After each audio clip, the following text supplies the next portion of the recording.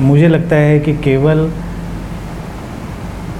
जैन धर्म एक ऐसा रहा है, भगवान बुद्ध के समकालीन महावीर रहे, उन्होंने आत्मघात की स्वीकृति दी आध्यात्मिक रूप से। अन्यथा किसी गुरु ने, किसी धर्म ने ऐसी स्वीकृति कभी नहीं दी। वहाँ इसको संथारा बोलते हैं, संथारा की प्रक्रिया, जिसमें कोई भी उनका मुनि यानी उनका जो संत है वो अपना भोजन पानी त्याग करके धीरे धीरे अपने शरीर को छोड़ने की तरफ बढ़ जाता है। ये चुनाव की प्रक्रिया इसलिए दी गई, जैसे कि डिबेट आजकल इच्छा मृत्यु पर, यूथनेशिया पर चल रही है बहुत समय से कि वो भी क्या होना चाहिए या नहीं होना चाहिए। एक मूवी भी आई थी अभी गुजारिश इस इशू को लेकर, और भी इशू ये चलता रहा है। समस्या यह है कि जीवन जब गरिमापूर्ण न रह जाए और शरीर एक गरिमा के साथ, एक सौंदर्य के साथ न चल पा रहा हो, तो इस व्हीकल के साथ ही इतना संघर्ष करने की ज़रूरत क्या है। ये एक बहुत बड़ी आसक्ति भी है कि हम उस उपकरण के लिए इतना कष्ट उठाएं।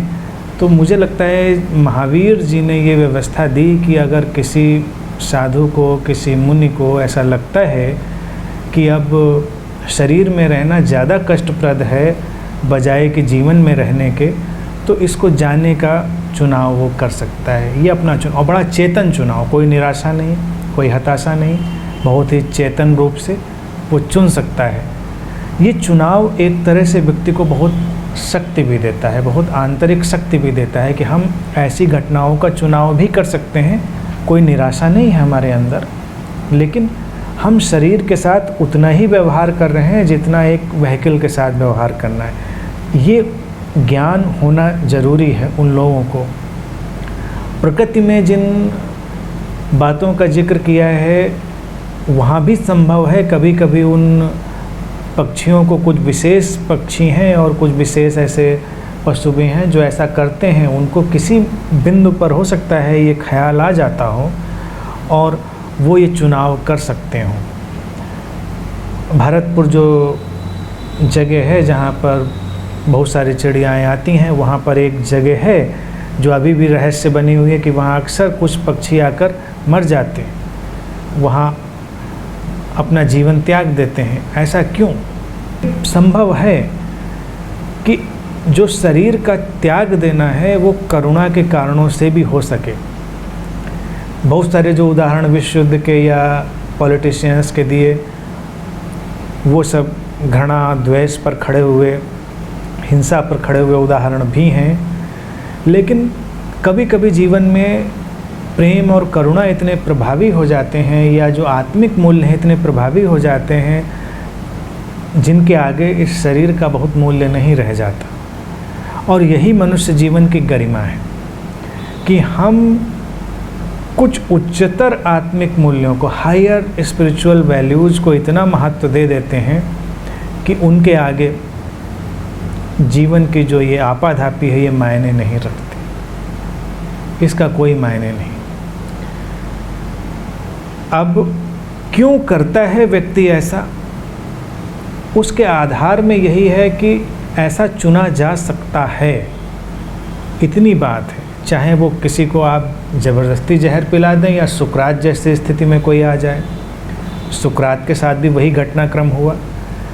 लेकिन ये सब घटनाएं यही बताती हैं कि जीवन मृत्यु से ऊपर है, जीवन इस शरीर के गिर जाने से कहीं ऊपर है, और उसको समझ लेना, उसको जान लेना ही शायद इस घटनाक्रम में छुपा हुआ एक इशारा है।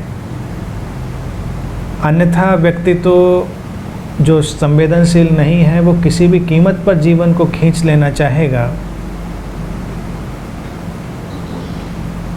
आध्यात्मिक लोगों ने या बहुत प्रतिभाशाली लोगों ने तय किया कि नहीं खींचते हैं, हम इस सीमा तक खींचने का कोई मतलब नहीं है, तो वो चुनाव कर पाए, उन्होंने चुनाव किया। इसलिए इसमें कोई बुराई नहीं है इस चुनाव में।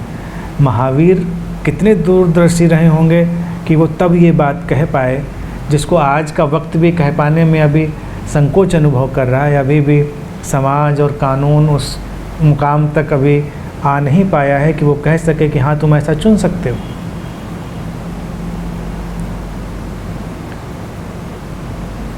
उच्चतर मूल्यों के एवज में जीवन बहुत या सांसें लिए जाना बहुत मूल्यवान नहीं रहता। मैं हमेशा कहता हूँ कि सांसें लेना ही जीवन नहीं है।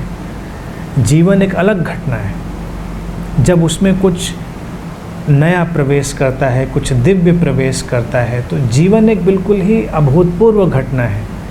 केवल अगर हम सांसें लिए चले जा रहे हैं तो इसको जीवन तो नहीं कहते। अब चुनना ये पड़ेगा कि क्या हम केवल सांस लेने के लिए ही यहाँ पर पैदा हुए हैं या इसमें कुछ खिलावट के लिए, किसी फ्लावरिंग के लिए, किसी जीवंतता के लिए, किसी दिव्यता के लिए। तो ये सारे चुनाव हमको प्रेरित करेंगे। कौन चुन पाता है कि हम अपनी जान दे देंगे? ये चुन पाना बड़ा मुश्किल है। आम तौर से व्यक्ति नहीं चुन पाता इस चीज़ को। लेकिन जो सुसाइड बॉम्बर कह रहे हैं वो किसी विचारधारा से कन्विंस्ड हैं। और मैं समझता हूँ कि ये कन्विंस होना अपने आप में एक अलग घटना है। और चाहे उनके जीवन में फ़र्क ना भी पड़ता हो, आम व्यक्ति के लिए ये इशारा ज़रूर है कि जीवन का सदुपयोग किया जा सकता है। जीवन को किसी महत्वपूर्ण उद्देश्य के लिए दांव पर लगाया जा सकता है।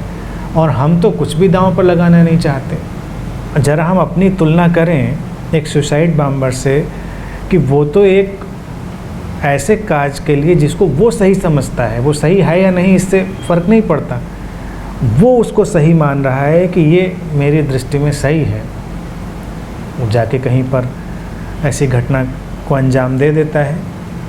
हम तो बहुत सारी बातों को सही मानते हैं, लेकिन हम उसके लिए तो अपना वक्त भी नहीं लगाना चाहते। जैसे मेरे पास एक सज्जन आते थे 3-4 साल पहले, 5 साल पहले, और फिर उन्होंने आना बंद कर दिया। आते थे तो बहुत रेगुलर और बहुत ही निष्ठापूर्वक, देखने में ऐसा लगता था लोगों को। फिर वो कहीं शहर में दूसरे कोने पर उन्होंने मकान बना लिया, तो पेट्रोल महंगा है। उन्होंने कहा कि महंगाई बहुत हो गई है, आने में पेट्रोल बहुत लगता है। तो इनसे सुसाइड बॉम्बर तो अच्छा ही है ना। आप जिस चीज़ में इतनी मूल्य की बात कर रहे हैं और उसको एक पेट्रोल के चलते हुए आपको लगता है कि नहीं जाना है। सुसाइड बॉम्बर तो अपने जान दे रहा है, कह रहा है ठीक है, हमको ये बात सही लग रही है, हम अपनी जान दे रहे हैं। हम अपना वक्त तक नहीं देना चाहते। हम हर चीज़ से इतना चिपके हुए हैं कि कल्पना भी नहीं कर सकते। तो ये एक अलग धारा है जिसको हमें समझना पड़ेगा। और अभी ज़रूरत क्या है, हमको एक रिवॉल्यूशन की ज़रूरत है कि हम इन विचारों को समाज में डाल सकें। तो वही लोग जो सुसाइड बॉम्बर बन सकते हैं, वही सोशल रिफॉर्मर भी बनेंगे। और वही लोग शायद रिफॉर्मर बने भी होंगे जिनको रास्ता मिल गया होगा। उनको रास्ता नहीं मिला, वो किसी अलग विचार से कन्विंस हो गए। अगर क्षमता है किसी की तो उनको किसी दूसरे विचार में कन्विंस कर ले, तो वो व्यक्ति तो इतना तैयार है कि वो अपना जीवन दांव पर लगा सकता है, तो किसी बड़े काज के लिए भी अपना जीवन दांव पर लगा देगा। हम लोग तो हर चीज़ में बहुत ल्यूकवार्म जीते हैं, बहुत कुनकुने, ज़्यादा दांव पर नहीं लगाते। तो मेरे लिए तो वो लोग थोड़ा रिस्पेक्टफुल हैं, कम से कम इतनी हिम्मत तो रखते हैं। महाराज, ये वर्ल्ड वॉर 2 में जापानीज कामाकाजी सुसाइड बॉम्बर्स हुआ करते थे, वो कामिकाजे, बहुत है, एवरीवन नोस, पुराना किस्सा है जी। मैं एक बार कहना चाहता हूँ, इतना ही है, ये वक्त हम लोग हैं कहाँ इसमें स्पेस में, तो मैं जहाँ हूँ उसके बारे में थोड़ा सा कहना चाहता था कि मैंने हमेशा सोचा कि जीवन एक गिफ्ट है, और ये प्राप्त क्या कहते हैं, गिफ्ट को क्या कहते हैं हिंदी में? उपहार है, उपहार है। और इसको वर्थवाइल क्या कहेंगे, बनाने के लिए उपयोगी है, उपयोगी नहीं, सार्थक, सार्थक, स्क्रू ड्राइवर लग गया, सार्थक बनाने के लिए, सार्थक बनाने, प्रयास करना आवश्यक, गिफ्ट है। अब इसको यहीं पर मैं पॉज करके आगे बात आपकी बढ़ाता हूँ। अगर ये जीवन गिफ्ट है और हम इसके साथ जो व्यवहार कर रहे हैं वो दुर्व्यवहार जैसा ही है, ये इस गिफ्ट को जाया करना ही है, और असली अर्थों में तो आत्महत्या यही है कि इतने सुंदर गिफ्ट को हम व्यर्थ कर रहे हैं। एग्जैक्टली। अब यही मैं आगे बढ़ाता हूँ, फिर मुझे ख्याल आया कि यार गिफ्ट ही नहीं है, मैं अपने से बात कर रहा हूँ, आपसे गिफ्ट ही नहीं है, इसमें इतना सौंदर्य है, लाइफ इज सो ब्यूटिफुल। तो आँख से देख भी रहे, कान से सुन भी रहे। तो मैं अपना आपको बता रहा हूँ, मैं सोसाइटी से बहुत दूर आ गया। जी हाँ। और फिर जब मैं इस दरबार में आया आप लोग के साथ, तो ये सौंदर्य इतना बढ़ गया, तो मुझे तो सोसाइटी को समझ में नहीं आता था। बिल्कुल बिल्कुल। आप जब इस परिप्रेक्ष्य से देखेंगे तो जो सुसाइड की आध्यात्मिक समस्या है वो यही है कि जो आम जीवन व्यक्ति जी रहा है, असली अर्थों में वही सुसाइड है। एक आध्यात्मिक व्यक्ति ही जीवन जी रहा है। आध्यात्मिक मैं उसी को कहता हूँ, ऐसा नहीं कि जो मंदिर जा रहा है, मस्जिद जा रहा है, कोई ध्यान साधना वगैरह वगैरह तरह तरह की चीज़ों में लगा हुआ है, उसी को मैं आध्यात्मिक नहीं कर रहा हूँ। आध्यात्मिक में मैं उस व्यक्ति को कह रहा हूँ जो जीवन के पूरे सम्मान में है, जीवन के पूरे स्वीकार में है, और जीवन को उसकी पूरी संभावना में विकसित होने देने में अपने प्रयास कर रहा है। इतना कीमती जीवन मिला है, एक एक लम्हा आप व्यर्थ कैसे कर सकते हैं? और अगर व्यर्थ कर रहे हैं तो वो आत्मघात ज़रूर है। तो ये कीमती आज हम देख पा रहे हैं, कल देख पाएंगे कि नहीं देख पाएंगे पता नहीं। आज हम सुन पा रहे हैं, आज ये हाथ उठ रहे हैं तो थोड़ा प्यार से उठ जाएं। आज हम बोल पा रहे हैं, थोड़ा प्यार से बोलें। प्यार में मर जाना बेहतर है घृणा में मर जाने के बजाय। लेकिन हमको लगता है नहीं, अभी ज़िंदगी काफ़ी, अभी तो पहले निपटा लें, अभी थोड़ा ठिकाने लगा लें लोगों को, और हम ही ठिकाने लग जाते हैं। ठिकाने तो कोई लगता नहीं। ये सारे जो एटीट्यूड हैं ये आत्मघाती एटीट्यूड हैं, सुसाइडल एटीट्यूड हैं। इनको जब समझता है व्यक्ति, इनके प्रति एक अंडरस्टैंडिंग लाता है, तो वो अंडरस्टैंडिंग बेसिकली लाइफ की अंडरस्टैंडिंग है, लिविंग की अंडरस्टैंडिंग है, कैसे जीवन की फ्लावरिंग में जाएंगे। और उस फ्लावरिंग में जाना एक अद्भुत घटना है। अब जैसे फ्लावरिंग वर्ड आ गया, मैं बहुत यूज़ करता हूँ उस वक्त शब्द का, खिलावट। तो खिलावट डेंजरस है। फूल सुबह खिलता है, सांझ को बिखर जाता है, बिखरता है, लेकिन तो क्या खिले ना। पत्थर नहीं खिलता, बिखरता भी नहीं, लेकिन महज बिखरने के डर से क्या खिलना बंद कर दिया जाए। वो जो जॉय है, वो जो ब्लिस है, वो इतना बड़ा है कि उसके लिए बिखरना चुना जा सकता है। आज खिलते हैं, अभी हम थोड़ा अस्तित्व के साथ उत्सव में डूबते हैं, शाम की देखेंगे जब बिखरेंगे तो उत्सव पूर्ण ढंग से बिखर जाएंगे। लेकिन अभी तो खिलें। और कुछ लोग इतना घबरा जाते हैं कि कहते हैं हम खिलने विलने के चक्कर में नहीं पड़ेंगे, ये बहुत खतरनाक है। तो वो आत्महत्या है। किसी बीज को अंकुरित होकर वृक्ष बनने और फिर खिलने तक अगर हमने नहीं पहुंचाया तो वो आत्महत्या ज़्यादा है। और जो बीज अंकुरित हुआ, वृक्ष बना, खिला, वो एक दिन बिखरेगा। वो चुनाव है, वही सार्थक है। और ये सुसाइड में भी आदमी फुलनेस दे सकता है। मैंने बहुत पहले एक जिसके पढ़ा था, पोलैंड का पढ़ा था, जबकि जर्मन जो है घर जा जा करके जूस को निकाल रहे थे पोलैंड में। तो एक परिवार में, मेरे इतना बुढ़ा नहीं रहा होगा शायद, कुछ कमी, लेकिन सीनियर था, उसको लगा कि अब मेरे सब बच्चों को, फैमिली को जो है पकड़ के ले जाने वाले, ख़त्म करने वाले, और छिपे हुए थे सब। तो उनको छुपा रखने के लिए कि पकड़े न जाए, खुद वो बाहर निकल आया और भागा बड़े जोर से। दो चार जो सोल्जर्स थे उसके पीछे भाग गए। वो मारा गया, उसकी फैमिली बच गई। उनकी अभिप्सा में है, खिलने की उनकी चाह में ज़रूर है। क्या उनकी चाह होती है कि हम हाँ, खिलें, या बस सारा ऐसा वातावरण बन जाता है कि आप अपने आप को खिल जाते हैं? नहीं, देखिए, उदाहरण जब हम लाएंगे मनुष्य का, तो फूलों का उदाहरण थोड़ा सा उससे फ़र्क, हाँ, थोड़ी सिमिलरिटी है। फूलों में दिखाई देता है कि वो खिल रहे हैं, कौन जाने उनके अंदर कोई प्यास हो खिलने की। मनुष्य के अंदर ऐसी चेतना है जिसकी प्यास और अभिप्सा अपना काम करती है। वो खिलना चाहता है तो खिल जाता है, नहीं खिलना चाहता है तो नहीं खिलता। वो रुक सकता है, वो चल सकता है। ये स्वतंत्रता मनुष्य के पास है, और हम नहीं जानते कि फूल के मन में क्या चलता है या पेड़ के मन में क्या चलता है, तो इसलिए उसके बारे में कहना मुश्किल हो सकता है। उसके अंदर भी कुछ चलता हो। नहीं, मेरा जो सवाल इस तरह से है कि जीवन में तो जब एक प्रोसेस है, प्रोसेस के थ्रू ही चीज़ें हो रही हैं, और हमेशा वो आगे ही जा रही हैं, आगे जा रही अच्छे जैसे भी है। जैसे एक फिल्म बन रही है नेगेटिव, तो उसके बाद में उसके प्रिंट डेवलप हुआ, फिर इस तरह से ही आगे जीवन जा रहा है।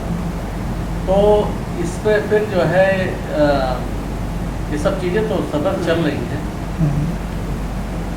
इसमें फिर थोड़ा सा पुरुषार्थ की बात आती है। पुरुषार्थ की नहीं है, बाकी तो सब सारी चीज़ें चल ही रही हैं। इसमें पुरुषार्थ और स्त्रीयार्थ दोनों की बातें आती हैं। इसमें क्या है, स्त्रीयार्थ ये है रिसेप्टिविटी, पुरुषार्थ ये है चुनाव और ग्रहणशीलता, yin and yang, the both things. स्त्रीयार्थ शब्द भी हमको यूज करना चाहिए, क्योंकि पुरुषार्थ इतना हो चुका है ना। बहुत अच्छा शब्द लगा। तो स्त्रीयार्थ ये है कि रिसेप्टिविटी, और पुरुषार्थ चुनाव ये कि हमने चुना कि खिलना है, और स्त्रीयार्थ है कि ग्रहणशीलता, उसको हमने एक जगह दी, स्पेस दिया कि वैसा हो सके। तो मनुष्य के पास ये क्षमता है चुनने की, वो कर सकता है, और वो कई बार हिला के रख देती है। अब दो बातें, जैसे पीछे उदाहरण में जाएं, मैं 3 बताना चाह रहा था, तीसरी अब नहीं आई, उसको नहीं बताएंगे। 2 घटनाएं भारत में ऐसी हुई, कहते हैं कि ये जीवन के जो दूसरे डायरेक्शन में गए हुए लोग थे, उनको उन्होंने हिला के रख दिया और बहुत टूटे। कहते हैं सिकंदर जब भारत पर आक्रमण करने आया, तो सुना था उसने कि भारत में संत होते हैं और संतों का दर्शन होना चाहिए।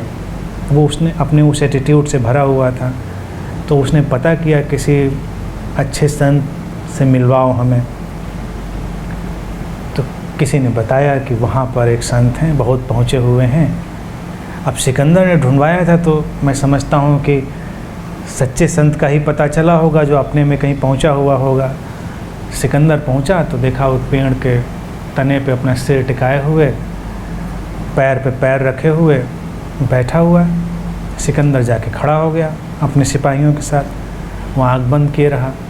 सिकंदर ने कहा कि महानुभाव, मैं आपसे मिलने आया हूँ। तो उसने थोड़ा आँख खोली, उसने कहा थोड़ा सा किनारे हट जाओ, धूप रुक रही है। सिकंदर बड़ा घबराया, उसने कहा कि ऐसा तो पहली बार किसी ने कहा है, तलवार हाथ में और कह रहा है कि किनारे हट जाओ, धूप रुक रही है। तो उसने कहा कि तुम जानते नहीं हो शायद मैं कौन हूँ। तो उसने कहा काश तुम जान पाते कि तुम कौन हो। मैं तो जानता हूँ, काश तुम जान पाते, अभी तो इतना करो कि तुम किनारे हटो। सिकंदर ने कहा तुम मेरा अपमान कर रहे हो, एक क्षण में मैं तुम्हारी गर्दन तलवार से उड़ा सकता हूँ। मैंने तो बड़ा नाम सुना था तुम्हारा, इसलिए तुम्हारे पास आया था, और तुम इतने अविनम्र, इतने एटिकेटलेस व्यक्ति मालूम पड़ते हो कि तुम सम्मान करना भी किसी का नहीं जानते हो। तो कहते हैं वो व्यक्ति खड़ा हुआ, सिकंदर की आंखों में आंखें डाली, उसने कहा कि सम्मान तो तुम अपना करना नहीं जानते हो, कि जो बेशकीमती जीवन तुम्हें मिला था उसको तुमने इस तरह से नष्ट किया है। और गर्दन कटने का सवाल है, काटो, तुम भी देखोगे कटते हुए, मैं भी देखूंगा कटता हुआ, और ये गर्दन तो कब की मैं काट कर रख चुका हूँ, तुम तो बस एक औपचारिकता पूरी करोगे। और उन आँखों में जो चमक और उन आँखों में जो शांति थी, कहते हैं सिकंदर उससे ताजिंदगी हिल गया और उसकी मौत का कारण भी एक छोटी सी घटना ही बनी। वो इतना अंदर उलझन में चला गया, इतनी निराशा में चला गया कि ऐसा व्यक्ति भी हो सकता है। उसको लगा कि मैं तो सोचता था कि मैंने सब पा लिया है, लेकिन जब इस व्यक्ति की आंखों में मैंने देखा तो लगा कि मैं कितना तुच्छ हूँ, मैंने तो कुछ भी नहीं पाया। क्या था इसकी आंखों में ऐसा? और कहते हैं इस चीज़ ने उसको दिन रात सोने नहीं दिया, और किसी न किसी छुपी हुई जो वजह थी उसकी मौत की ये घटना भी बनी कि अंदर अंदर खोखला हो गया। उसको लगा कि मैंने किया क्या? वो कहता है कि तुम अपने को नहीं जानते तो मैं क्या हूँ? ये सारी उधेड़-बुन और उसने उसको खोखला कर दिया। फिर दूसरी घटना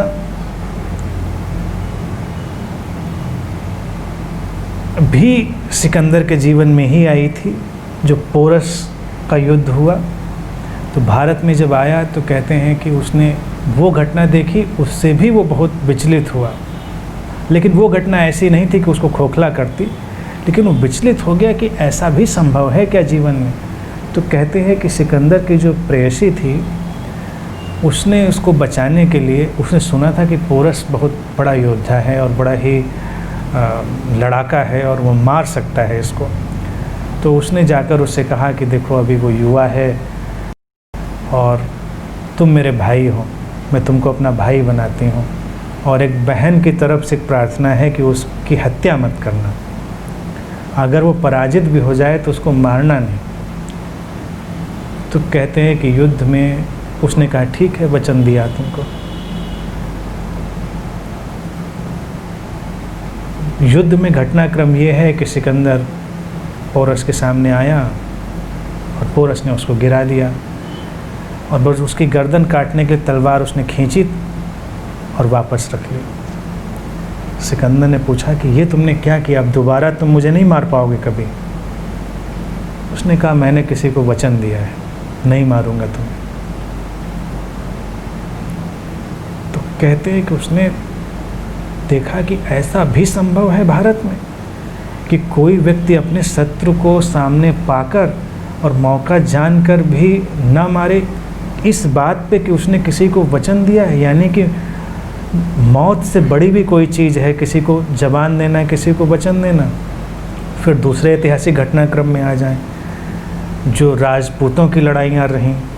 वो कहते थे कह दिया, कोई शब्द दे दिया तो गर्दन कटा देंगे।